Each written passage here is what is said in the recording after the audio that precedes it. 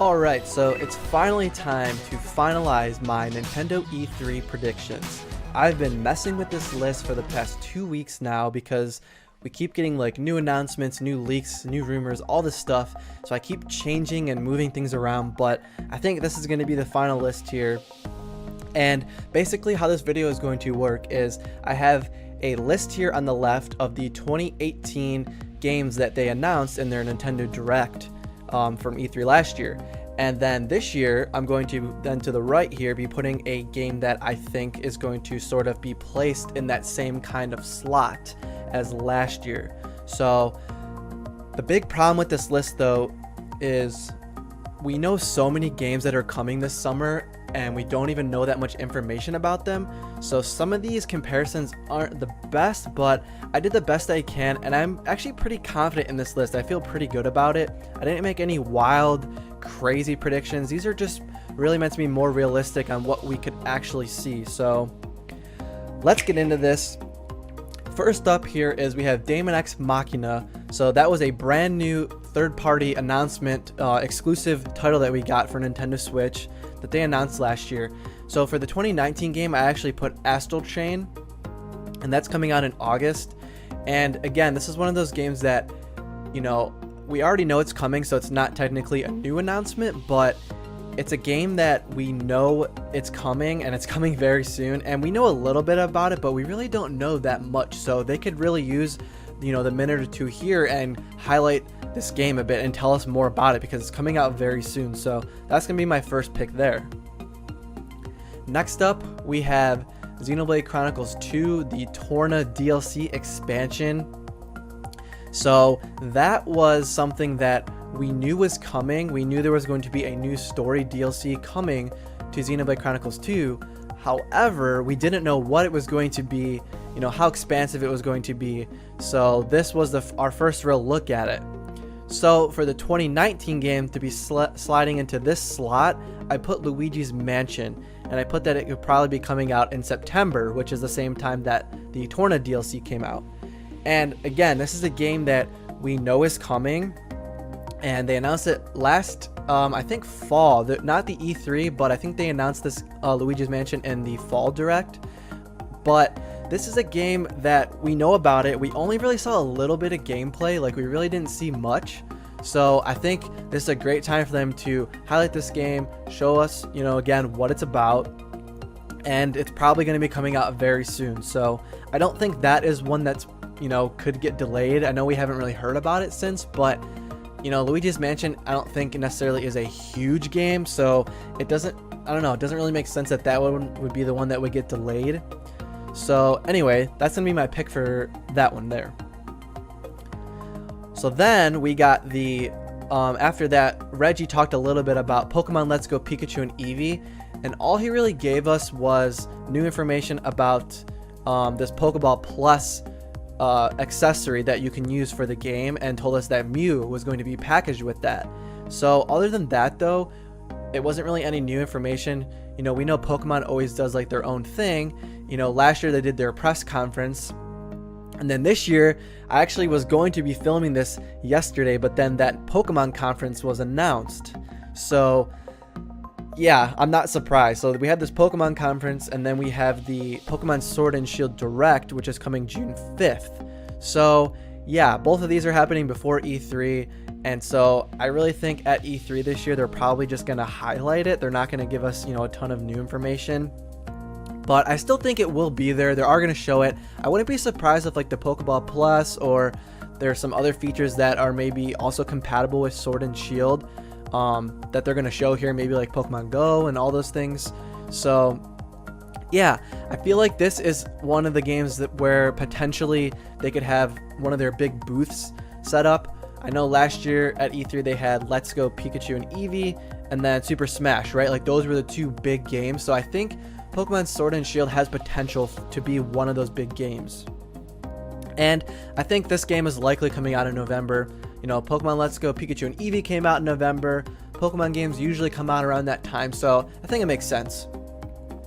Alright, so next up we got Super Mario Party, which is a brand new first party announcement that we got last year at E3. So for this year, I think we're going to see something similar in scale. So I put Mario Sluggers, and I put that would also be coming out in October. So I think this one makes sense. We know Mario Tennis did really well, and Super Mario Party also did pretty well, and that was a brand new announcement that we got. So I think Mario Sluggers is kind of a good fit there, or maybe even Mario Strikers, or just another kind of one of those Mario spin-off games I think would fit really well into this slot. It would be a nice surprise, and Mario Sluggers I think is probably the next big sports game, or possibly actually even Mario Golf. I know that's a big one as well. So I think one of those kind of games would fit right here very well. Next up, we got Fire Emblem Three Houses, which was a brand new announcement at E3 last year. And they actually went through, I think, about like 7 minutes long, going through different cutscenes, or like the intro to the game, and then also some gameplay. And so that was a brand new announcement, which was super exciting.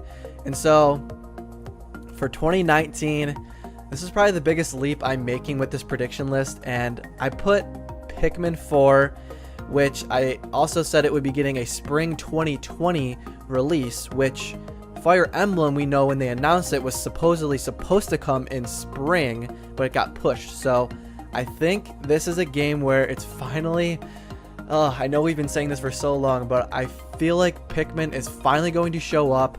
We had that rumor a while ago from King Zell, which I did a video on that way earlier in the year, but basically it's basically confirmed that Pikmin 4 and Pikmin 3, like a port, is coming to Switch at some point.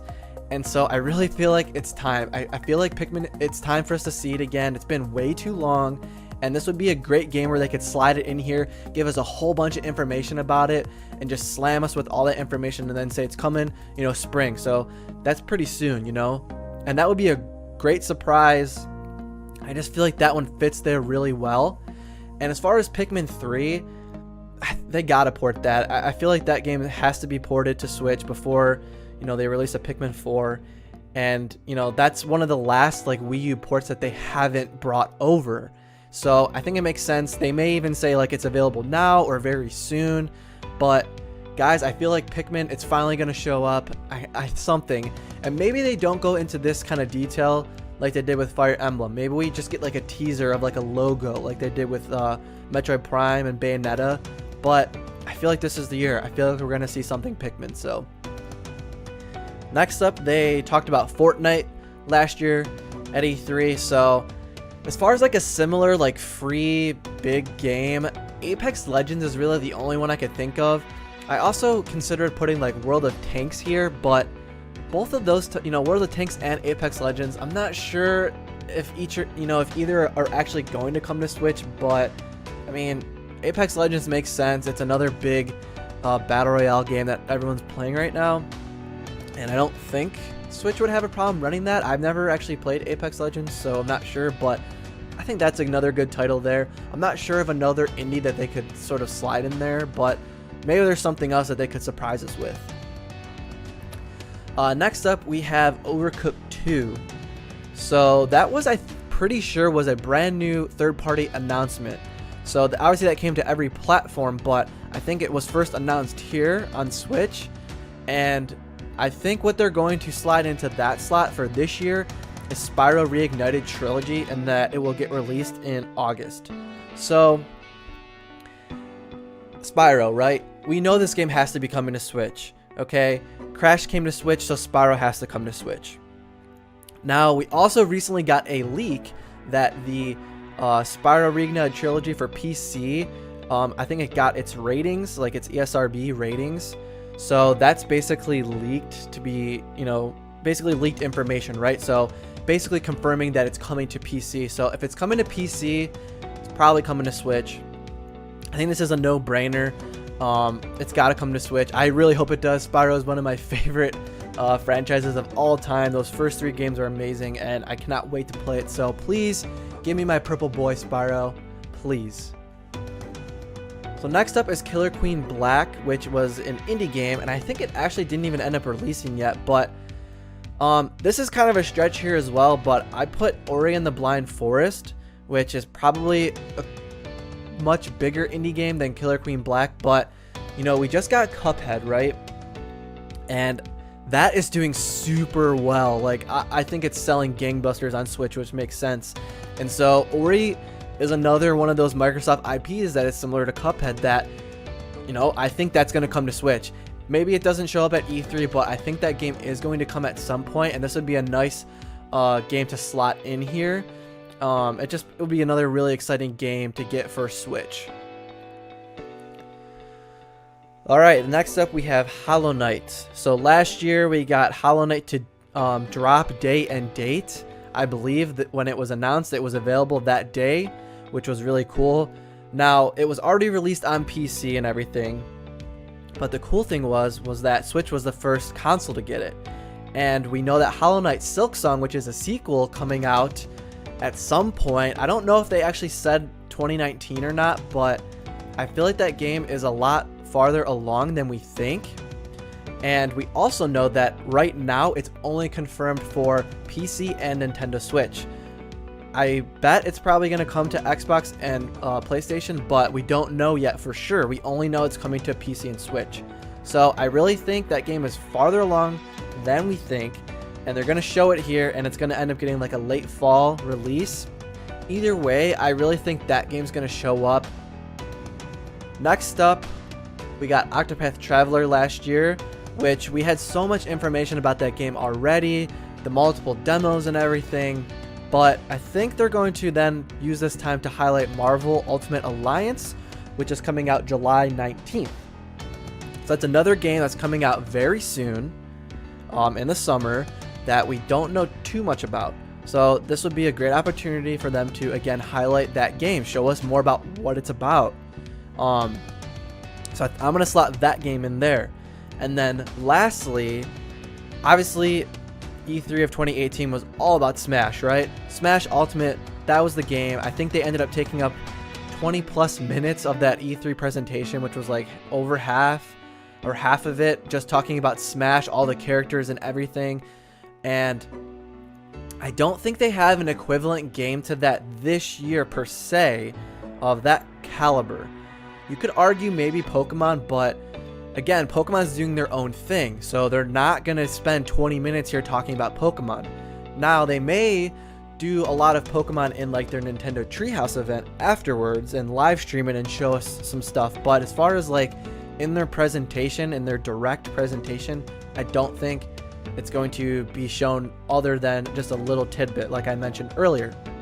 So for this slot here, I put Animal Crossing with a December 2019 release. So that would be the same as Smash last year.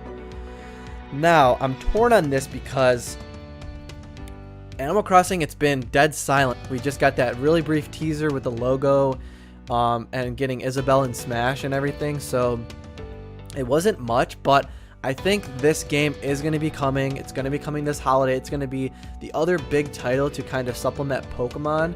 So it's going to be Pokemon and Animal Crossing. And I think this is a game where they could spend not 20 minutes of their direct, but probably a good chunk of the direct talking about this. So I'm going to put that there. I'm really hopeful that it does come. I've actually never played Animal Crossing, but I know like the fan base for Animal Crossing is huge and everyone is just clamoring for this game. So I'm going to slide that in here. So I'm really feeling good about this list. There's a bunch of games that are coming out summer or fall and winter that we need to know about.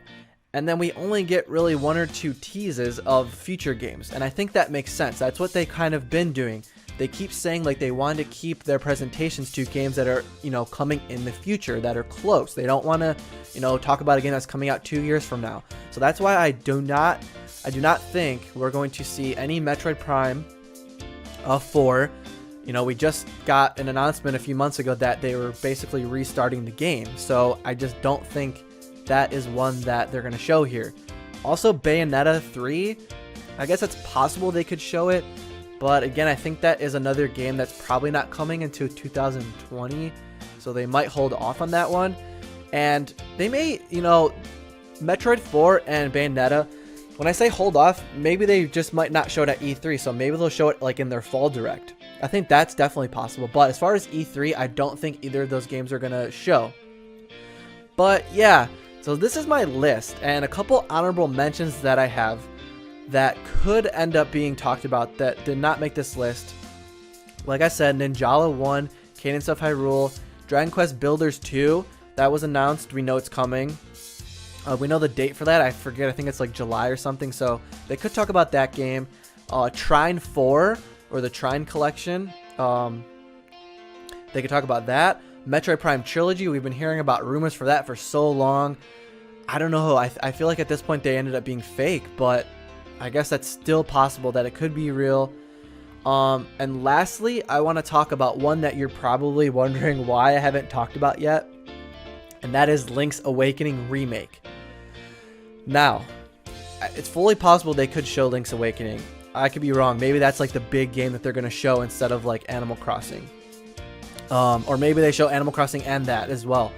But either way, I feel like that game is not showing up. And the reason I say that is because if it is coming, it's probably coming in December. It is a Zelda game, but it's definitely a smaller Zelda game. I just really prefer more of that classic style Zelda adventure. So for me, I'm super excited for it. But if we're being honest, it's not going to sell as well as Breath of the Wild, right? There's just no way it's going to sell that much. And since it's coming in December, I just think they're not ready to talk about it yet. If it was a brand new Zelda game, then I think definitely, yes, it would have to show up here at E3. But since it's just a remake, I think they're just going to hold off on it and maybe wait till like the fall direct. And then that's when they like blow it up. That's when they tell us like all the new stuff that's going to be in it, you know, show us more gameplay and talk about it more in depth. And I just think E3, they have way too many games that are coming out like in the summer that we still don't know enough about. And just other big games that we know are coming that are going to take the spotlight away from that.